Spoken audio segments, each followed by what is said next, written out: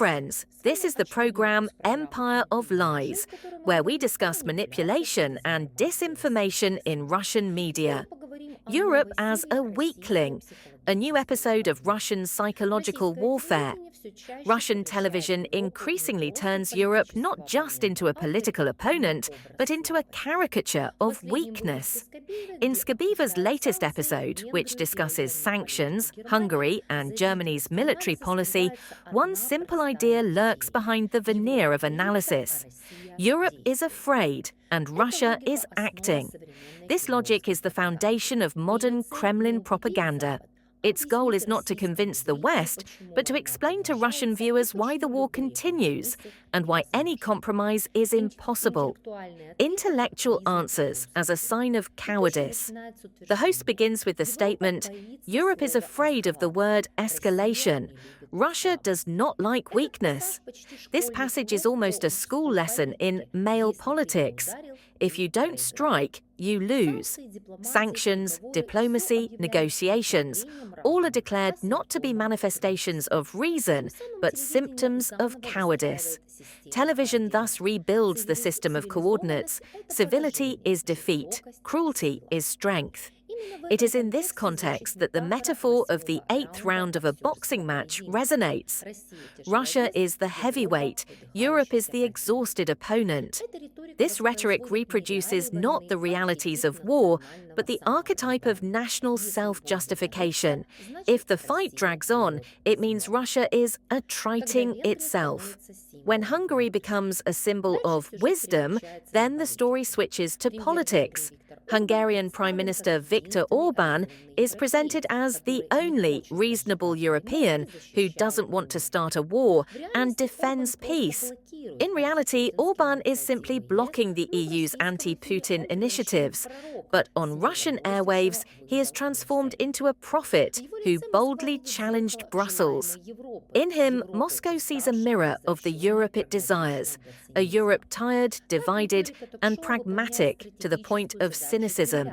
Thus, the talk show's rhetoric fulfills the Kremlin's strategic goal, to suggest that Europe will inevitably disintegrate under the weight of its own doubts, and that a divided West will cease to be a threat.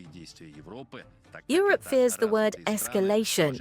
They believe that any European action, as developed countries that respect the law and their values, will be an escalation.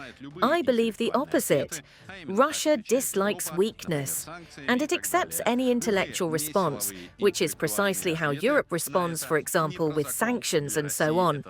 Any non-violent intellectual response to this is illegal. This is weakness. What we're seeing in Ukraine is the 8th round of a boxing match.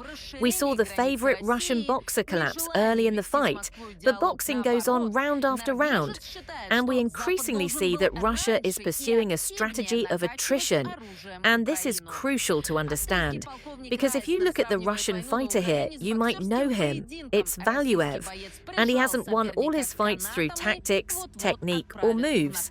He won because of his size. He simply threw all his weight onto his opponents, and that's how he won most of his fights.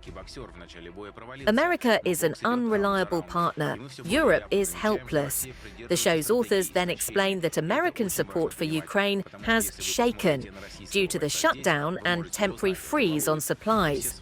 The plot unfolds as a chain of decline. Bureaucrats in Washington are on vacation, weapons are stuck in warehouses, and allies are at a loss. It's a classic propaganda ploy to exaggerate every technical failure to create the illusion of systemic disintegration. A single episode is used to create a moral. The West is incapable of waging a long war. Orbán, Trump, and the Great Exchange. The line about Trump's meeting with Putin in Budapest occupies a special place. Here, a delicate bridge is created between two hopes of Russian television, Trump's revenge and European fatigue.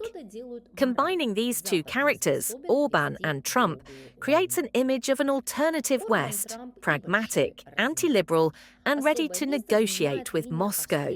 So, through its broadcasts, the Kremlin isn't simply dreaming of a new Yalta, it's trying to paint one in advance, with different heroes and different values. Germany, an enemy afraid of its drones. The final part of the program turns into a chronicle of German military reforms. Television recounts in detail reports from Bloomberg and Bild about procurement, the reinstatement of conscription, and counter-drone systems. But the point of the commentary is not to explain Europe's real strengthening, but on the contrary, to demonstrate its panic. When it's said that Germany is purchasing systems for €3 billion, it's presented as the hysterical reaction of a weak adversary who still fears escalation. Even the news about the purchase of Poseidon aircraft is used as a symbol of Europe's dependence on the United States. The program's content isn't an analysis, but an emotional script that repeats itself from episode to episode. Europe is weak, hypocritical, dependent. America is tired, confused, incapable of decisive action. Russia is a heavyweight, playing on endurance.